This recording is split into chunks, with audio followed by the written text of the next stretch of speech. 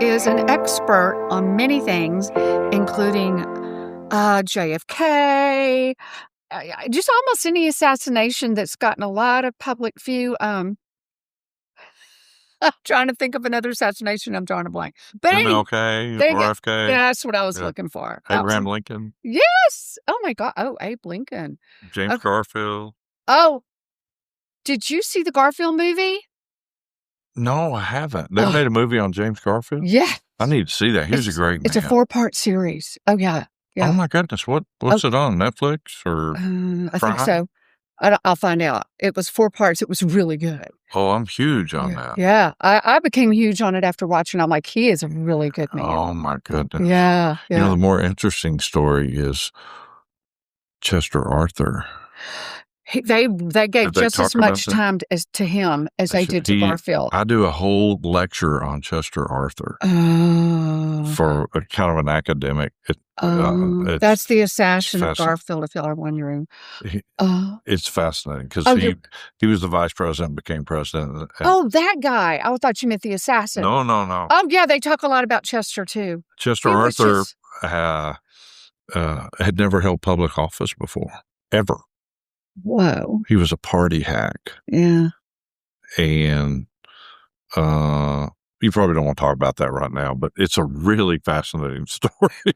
Okay. It's fantastic. So we may talk about that another time, but now that we've piqued your interest, my interest is, tell me about how you think maybe the Trump attempted assassinations, Charlie Kirk's assassination, and the parallels you see with JFK's assassination. They may be MLK's. Yeah. All right, so I want to tell you how I think. So I'm sitting in the airport watching TV when this goes off in Butler, Pennsylvania. Wow.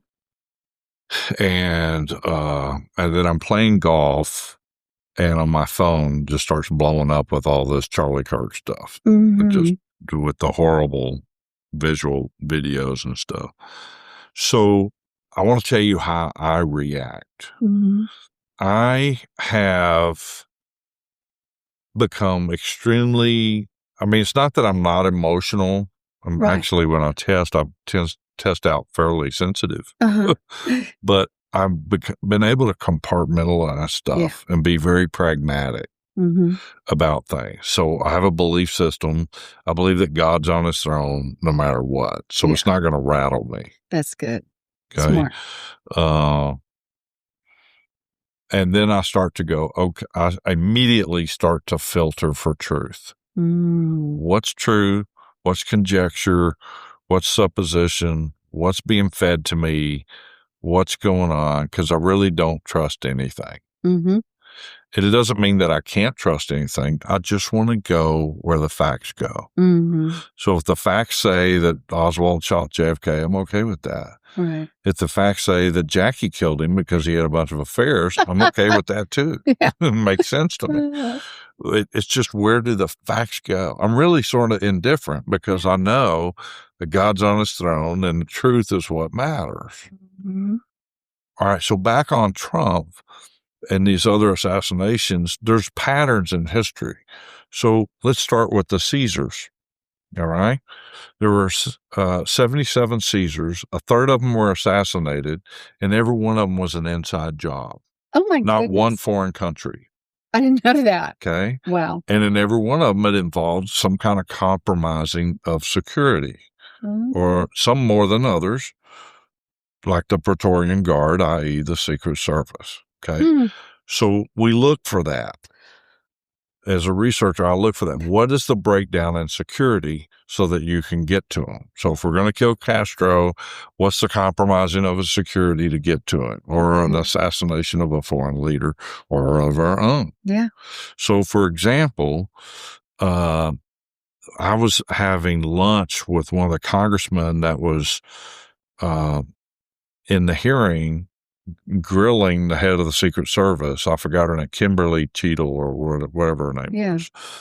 and for incompetence. Yes. You guys I are remember so that. incompetent. Y'all were terrible. Y'all didn't do this. And there's only one roof out there, and one guy's on the roof, and he's walking around for an hour or two, and nobody does anything until after he shoots. And the guy's got his gun on him the whole time, and he's not allowed to shoot. And, you aren't able to get on the roof because it's slanted, but he's Like fine with it. And it's a, real, what's up? They're just asking them all. And I said, it's interesting. You guys are willing to go there to fault them for incompetence, but you're not willing to cross the line and the Rubicon and say, did you do it on purpose? I would have loved that question. Right? Yeah. And why not? It should be fair. Once we start with the history and the Caesars and move all the way back, you have a long intro, which you can do. Don't be insulted. But we have to ask the question as a governing or an inspecting body, did this happen on purpose? Maybe you didn't do it, but somebody was compromised and it happened. So let's go back and look at JFK, for example. We have a real problem with the Secret Service. And most people don't realize it. And most people know that they were out partying all night the night before. They were drunk. They were drinking White Lightning. Really wasted. They were? Yeah. Oh, yeah. And none of them lost their jobs. Oh, my gosh. In fact, the head guy of the Secret Service says, don't you think they've been embarrassed enough with the death of the president? No. They should have lost their jobs. Some of them lost their guns and badges. It's ridiculous. Yeah. But let's look at violations of standard operating procedure, violations of protocol, open windows. Now, a lot of people think, oh, well, after this, they learned how to guard a president. No, these were all learned before. These were all standard operating procedure in place prior to JFK taking office. Open windows. There's no men and rifles on the roof for the Secret Service. Secret Service said they had no one in Dealey Plaza.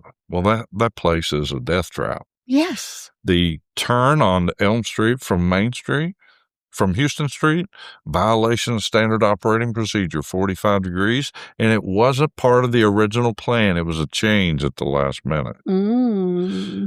Slowing down. Almost coming to a stop. Going below 35 miles an hour. No policemen on the running boards. In fact, we have video of policemen on JFK's car being called off the running boards. And 3 different times, the guy throwing his hands up going, why do you not want me on here? Why do you not want me on there? You just type it into YouTube. You can see it. It's incredible. No policemen on the running board. And it's not like they didn't know Dallas was dangerous. He didn't want to come. It was DEFCON 5. He didn't want to come. Or 1 or whatever's the bad one. Yeah. Warning. People telling him not to come to Dallas. He didn't want to come to Dallas. He felt like he had to. LBJ badgering him to come to Dallas. Okay. I have to go to Dallas. I have to get Texas because I'm going to kick LBJ off the ticket. Okay. And LBJ do it. And by the way, LBJ was under investigation for a lot of criminal activity at that time. In fact, while JFK's getting his head blown off, Don Reynolds is testifying about it behind closed doors to congressmen. And there was an article, an expose, it was supposed to come out in Look magazine the next week that RFK had sponsored. All got pulled when LBJ became president. Back to violations of standard operating procedure. Change parade route, change in the parade order, no bubble top. The men on the side were called off. The motorcycles were not next to him. They were all behind him. What good are they doing over there? No. They're not up. They're supposed to. You can look at where he was in Tampa and other places and other parade routes are all aside him, next to him. The bubble top is not just for rain. It's for protection. Yeah. Okay. Took that off. They changed the order of the parade. We talked about that. Let's see. We talked about no rifles on the roof, lack of manpower. Oh, and they turned away manpower. I forgot the name of the military unit in Austin. They called the Secret Service up and said, hey, you haven't called us to come up and help with your Dallas trip. You normally do. We're going to come up and help. They said, no, we don't want your help. And they got literally in a verbal fist fight over it. Because, like, no, it's a precedent. It's standard operating procedure. We come help you if we don't want your help. Whoa. There's list and list of violations of standard operating procedure that at some point it's not an accident. Mm-hmm. So I make the comparison. If you have asked Michael Jordan to make 20 uncontested layups in a row and he misses all of them, you have the right to ask him if he did it on purpose. Yes. Yes. Okay. Yes. And so we have these violations. If you go look through what happened in Butler, Pennsylvania, you have violations of protocol. And Charlie Kirk, you do too. There's some weird things going on with the whole Charlie Kirk thing. Everyone can get on Twitter and whatnot and see all the things that come through. The neat thing is everyone has a cell phone. There's a lot of evidence. I will tell you where I am right now is I tend to keep a very open mind for a long time, but I find it very odd that Matthew Urich's body was taken from his parents by the FBI and cremated without their permission. Mm-hmm. I find it very odd that Matthew Urich had all these cell phone pings with the FBI in D.C. before. Oh, I didn't know that. The assassination. Wow.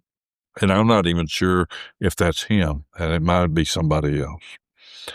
I find it very odd that we don't have continued opening press conferences like we used to in the old days. You know, this is the sheriff of Butler County. This is the DA of Butler County. This is, the attorney general. And we're giving you your weekly update on the investigation and the shooting of Donald Trump.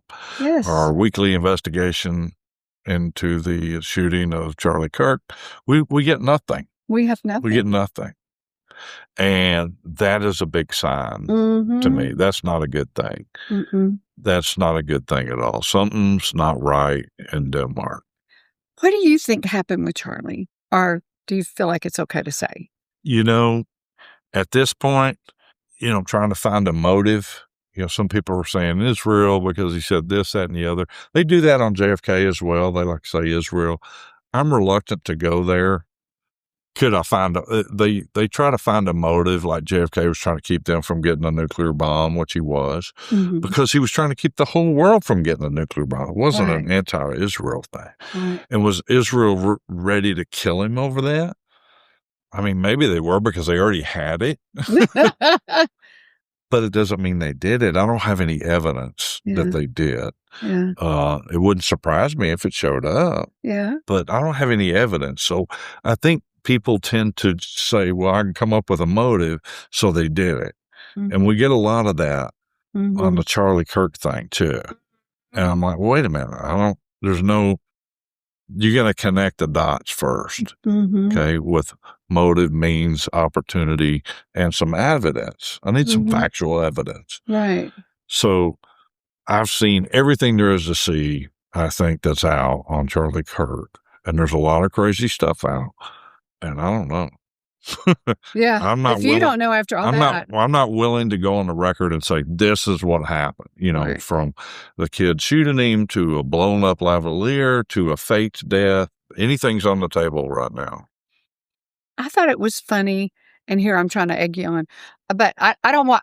I stay away from social media as much as I can. That's a good strategy. You just get sucked in, and they're trying to get you on one person's side or another. But the one thing I did see is, and now I can't even think of his name. One of his right hand guys, almost. But at the same time, there's a gunshot. He's on the phone. Oh yeah. I would be running to that person, and it's like. There seems to be a lot of scripted activity right after the shot. Yeah. From not only that guy, but others, remotes, jumping over the tables. I'm like, something's not right here. Something's not right. Do you think, do you have any guess? I don't see how it could be the shooter that they thought, but. When you have all these question marks, it makes it more and more unlikely that it's what they're telling you. Yeah. Yeah. I mean, you almost want to go do the opposite, right? Yeah. You're telling me it's this, but I got all these weird things going on that you want to explain to me? Yeah. Then it must not be that. Yeah. Doesn't mean it's not, but it makes it less likely. Well, you kinda already said this, how you look at a situation when that first comes up. What advice would you give people? Like, I know there's so much out on social media, let's say, about the Charlie Kirk thing. What kind of advice do you wanna give the regular person who's watching all that?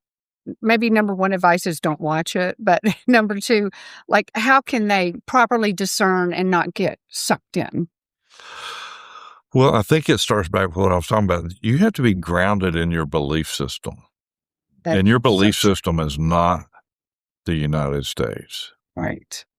As much as we'd like to think it is, right? Mhm. It's something deeper than that. It's a Mhm. religion. What is your religion? You got to be grounded in that. Mhm. Now, does that mean we want to have a belief in the United States and in our government? Yes, we do. But it doesn't mean that, they're just people Right. It's and they just make people. mistakes. It doesn't mean the government's bad. We don't have a bad government. Right. We just have Bad bad people. people. Yeah. And so if you can kind of keep a little perspective, it's kind of like church. Some people are going to church and they're having a great time. Then it turns out their pastor is having affairs and he killed somebody and stole money and did this. Yeah. And then they're like, well, I don't want to go to church anymore. I'm like, there's nothing wrong with your church. It was the pastor. Truly. Okay, that's good. You're right. So much of the culture's been so hard on people lately and young people. And if you don't have a good grounding on knowing you've got a God and he cares about you and he has a plan for your life and it's a plan better than you could ever dream and are grounded in that, then life's just going to toss you to and fro. But you need that grounding to be able to handle That's how you craziness. got to stay grounded Got to because stay grounded. life's going to do that. It's gonna. Our country's going to do that. Our And it may get a lot worse before it gets better. I don't Yeah. know. I like to think it's going to get better, but I don't know. I know it could. It could get worse. I mean, It's been pretty bad the last 6 years. probably worse than people realize. Yes. Yeah. Yeah. Yeah. Well, thank you so much. I just love your insight. It's so great to learn Well, you're more. very kind to have me here. Well, Thank you. for coming. So we'll see y'all next time. Have a great day.